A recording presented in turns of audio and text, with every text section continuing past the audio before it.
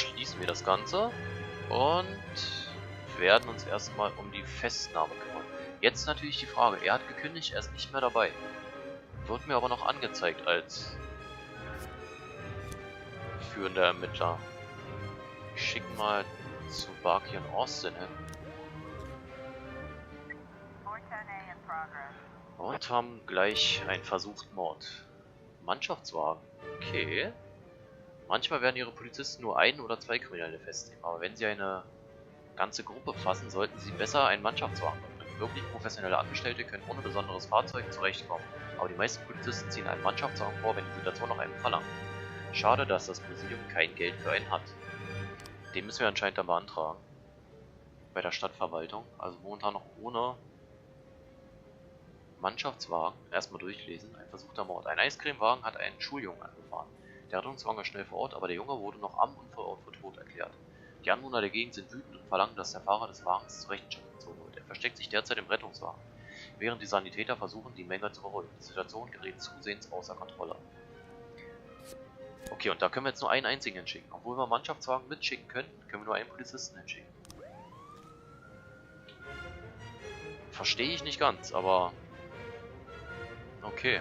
Ich hoffe, dass Jancy das irgendwie hinbekommt, die wütende Menge alleine unter Kontrolle zu bringen. Vielleicht fordert er noch Verstärkung an, die ihm dann nochmal helfen.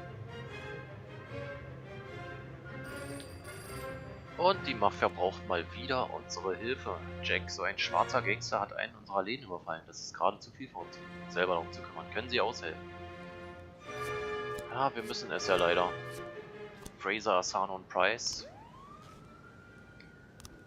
für die Brandstiftung. Der Täter ist gefasst und die Ermittlungen sind damit also abgeschlossen. Newberry bekommt zwar noch mehr Erfahrung, 850. Das ist natürlich überragend. Schade, dass der gekündigt hat. Und einer der Wölfe bekommt auch noch seine Erfahrung zugesprochen. Und tatsächlich, die Lage ist ernster als wir dachten und Verstärkung wird benötigt. Jetzt könnten wir 4 schicken, da ich leider erstmal nur 2 noch über habe. Das sind Koch und Purdy, die das noch retten. Mal gucken, ob die 3 das jetzt unter Kontrolle bekommen. Wie gesagt, den Mannschaftswagen. Ah, okay. Jetzt habe ich natürlich gerade die Anfrage gestellt und muss noch 5 Tage warten.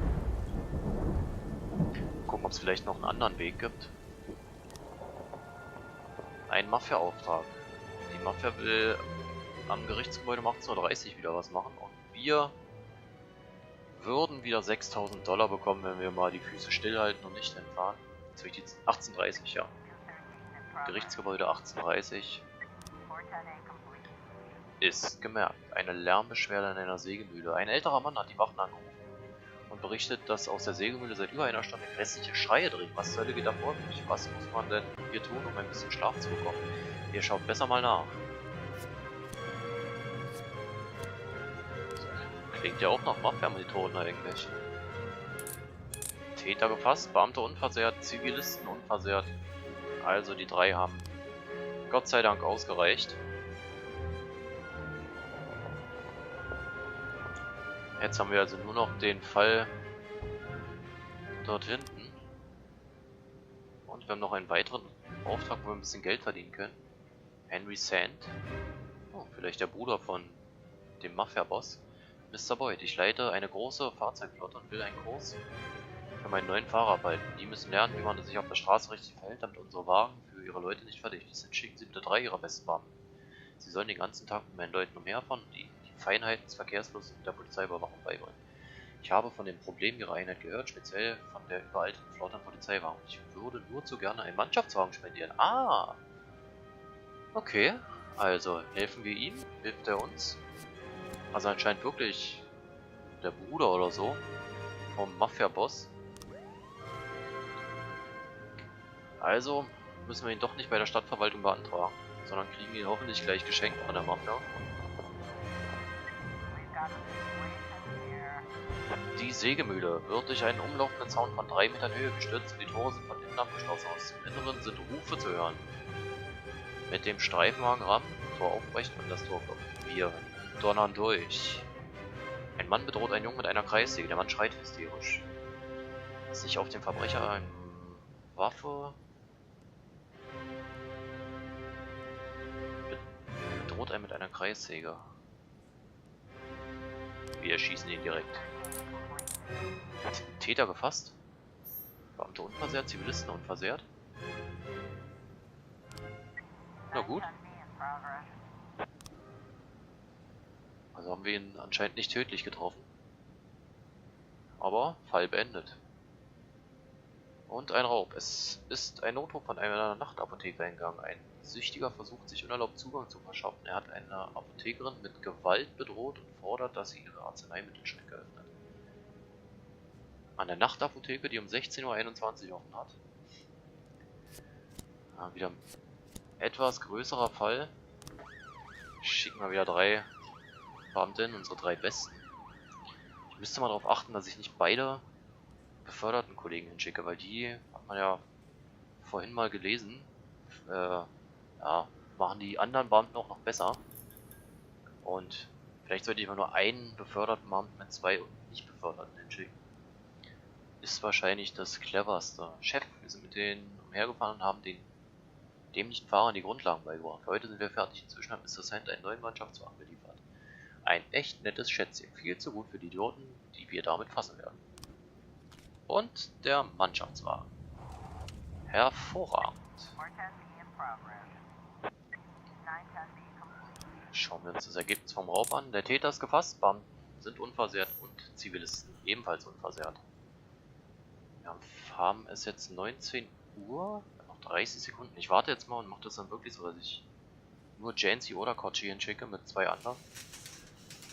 Jetzt kommt wieder das Gitter rübergezogen um 20 Uhr, wo ich immer noch nicht die Bedeutung verstanden habe, aber okay. So, die beiden sind da. Ein Mord.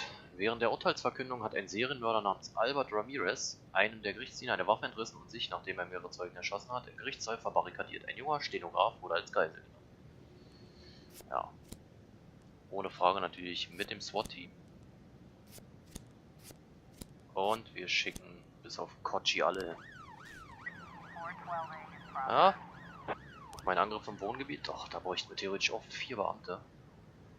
Ein Sanitäterteam wurde zu einem Mann gerufen, der sich über Schmerzen in der Brust beklagt hat. Während sie ihn behandelten, griff der Mann plötzlich die Sanitäter an und rief etwas von pharmazeutischen Verschwörungen. Die anderen Mitglieder des Teams konnten fliehen und haben die Polizei gerufen. Ja, Kochi. Viel Spaß. Wir sehen, Fraser, Asano und Price haben nach den Fahrübungsstunden den Tag beendet. Und haben keine Lust mehr. Okay. Für den Mord am Gericht bräuchten wir noch Unterstützung. Da wir gar keine haben, natürlich nicht möglich. Aber es reicht trotzdem. Täter gefasst. Niemand ist versehrt worden. Oder alle sind unversehrt. Und... Ach. Da war ja was. Jack, wir wissen nicht, warum sie das getan haben, aber wir hoffen, es war ein guter Grund. Vergessen Sie nicht, wer hier Ihre Freunde sind. Wir wollen keinen weiteren Ärger. Ja. Ich glaube, ich werde mir das beim nächsten Mal einfach mal aufschreiben. Na gut. $6.000 weniger. Und bei der Mafia ein wenig an Ansehen verloren. Na gut. Schwamm drunter. So, die Tür zu der Wohnung ist von innen abgeschlossen und von drinnen sind unverständliche Schreie zu hören. Eine nebenan liegende Wohnung betreten, über den Balkon, an die Tür klopfen, die Tür aufbricht. Wir klettern von der anderen Seite. Oh, hat ein Aluhütchen auf, der Junge. Das Opfer liegt gefesselt am Boden. Der Angreifer sitzt auf ihm, eine Spritze mit einer markanten Substanz in der Hand, eine Flasche Bleichmittel liegt in der Nähe. So, auf den Mann zielen, sich mit dem Gesicht nach unten auf den Boden zu legen, Spritze fallen lassen sofort, Sir. Sind auf ihrer Seite, erzählen sie. Nö. Waffe. Der Mann springt auf, greift sie ein paar Zettel vom Tisch. Hier steht alles, alle Beweise, die sie brauchen. Sie haben diese Medikamente entwickelt, um unsere Gedanken zu kontrollieren. Dafür also das Aluhütchen. Die Polizei von Freeburg wird direkt mit den Ermittlungen beginnen. Lassen Sie uns auf der Wache weiterreden. Den Mann mit den Schlagstunden hier schlagen. Hören Sie auf mit dem Unsinn und lassen Sie den Arzt sofort frei. Wir reden mal mit ihm. Er ist entkommen, verdammt. Hätten wir ihn mal niedergeknüppelt. Aber ich habe gehofft, dass der Bekloppte uns folgt und mitkommt. Naja, Auftrag gescheitert. Aber immerhin, Kochi ist nichts passiert. Kann ja auch relativ schnell passieren, dass sie angegriffen wird und wir dann wieder einen Beamten weniger haben. Naja, Tag beendet. Keine wirklich großen Ereignisse. Kommen wir zum Anhörungstag. Mal gucken, wie der abläuft. Alle Angestellten der Stadtverwaltung erhalten Betriebswagen für private Nutzung. Freeburg erleidet Invasion kleiner Drogendealer und wird Freeburg Austragungsort des Halbfinals der Jugendhockeyliga.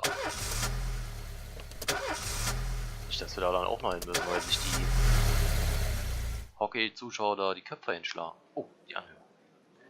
Mr. Boyd, warum haben Sie Ihre Beamten zu der feministischen Demonstration geschickt? Das ist mein Job, eine Bedrohung, wir haben Beschwerden, Aussagen. Ja, ganz klar. Es war eine größere Veranstaltung. Die Polizei war verpflichtet, Präsenz zu zeigen. Stellen Teilnehmer der Demonstration Ihrer Meinung nach tatsächlich eine Gefahr für andere dar? Auf jeden Fall, auf keinen Fall, schwer zu sagen. Ja, ist schwer zu sagen. Ne? Man weiß nie wirklich, wer gefährlich ist und wer nicht, bis es zu spät ist. Mr. Boyd, Sie sind verheiratet, oder? Was hat das mit meiner Arbeit zu tun? Okay. Wie denken Sie persönlich über Frauen? Schlecht. Unangemessene Frage. Genau wie über Männer. Ja. Sie sind Anwalt. Ach, sind Sie Anwalt oder Therapeut? Ihre Fragen sind irreführend und irrelevant. Das hat keine Auswirkungen auf den Fall. Mr. Boyd, haben Sie den Befehl gegeben, die Demonstration gewaltsam aufzulösen? Ja, habe ich.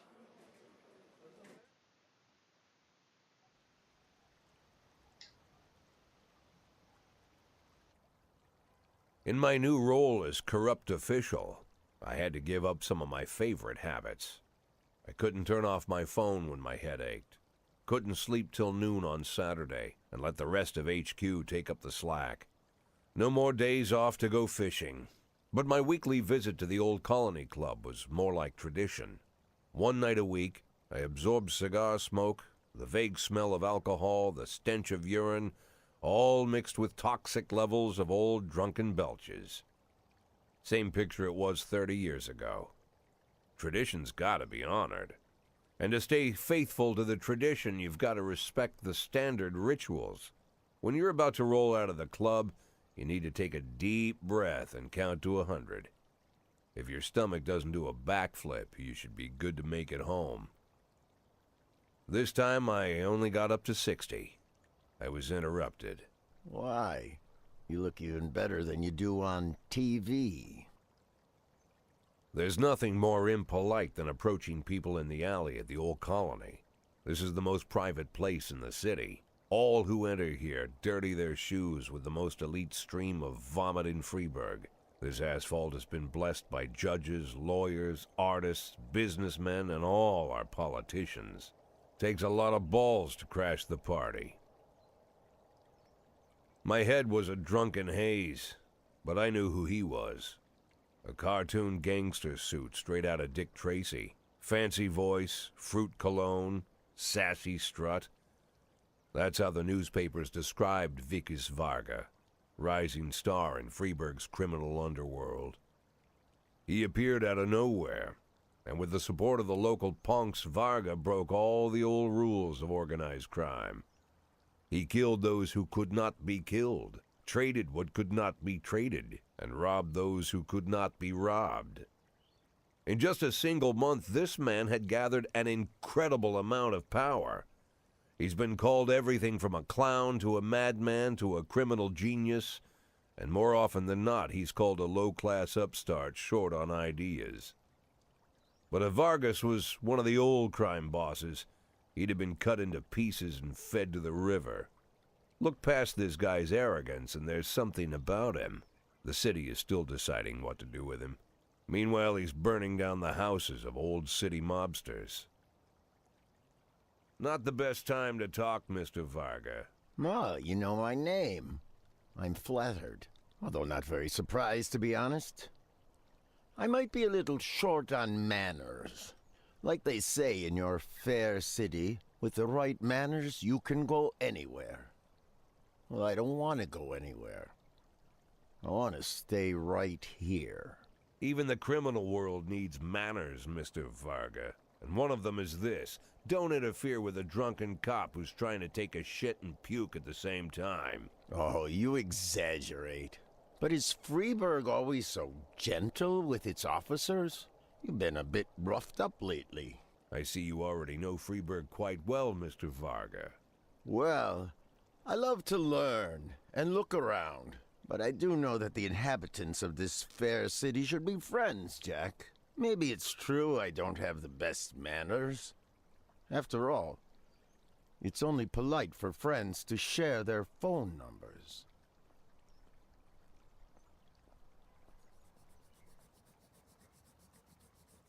This city of yours moves so fast. I feel like I'm hooked on amphetamines all over again. You wake up in the morning full of ideas, and by nightfall, you've all had each other killed. So don't wait too long to call. I don't mind if you're drunk. It's all the more fun. I'll be stoned myself, most likely. Hell, I'm a little stoned right now. It's the only way to live in this place. I like your city, Jack. I'm here to stay.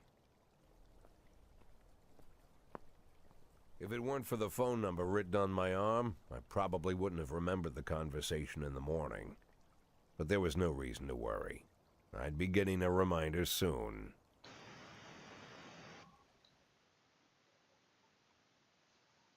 Tag 12.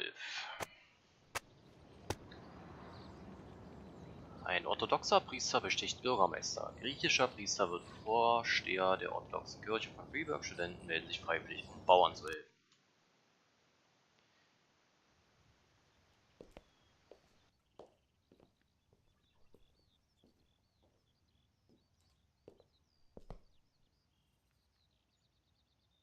My morning ritual was plagued by the smell of Vickers Varga's fruity cologne. It was like the sharp citrus scent was chasing me around the house, as if Vickers was right there in my living room.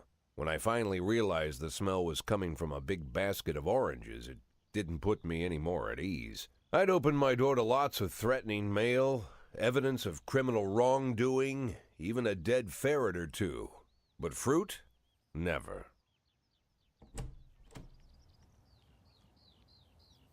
You the fruit guy? Excuse me? Was it you that brought the basket of oranges? Nah, it was here when I arrived. Fine.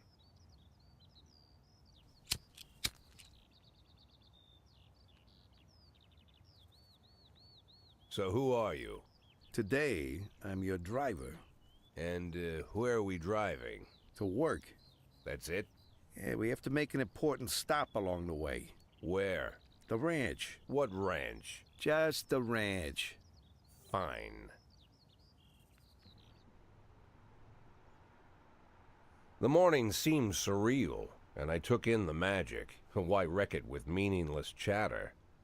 As my tight-lipped chauffeur drove an hour through God knows where, I started to feel like I was in the middle of a bad dream, probably lying bloody and concussed in the alley behind the old Colony Club, my nose buried in a rotten orange peel.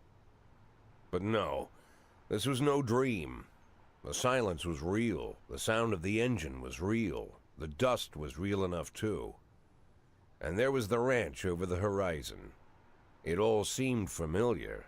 The Sand family's overbearing mansion has been the talk of the headlines for decades, but few have managed to get closer than a few miles. I guess I'm just lucky.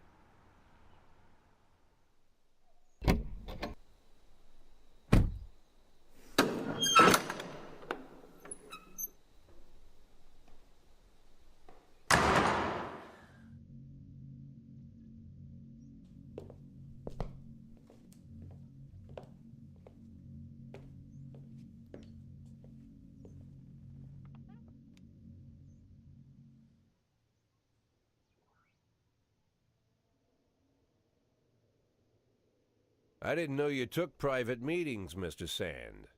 Only if I expect good company. I'm surprised my company ranks at all. Today, yes. Today is a special day. So it seems. Do you often go to the old colony club, Jack? Every week. Meet any interesting people there?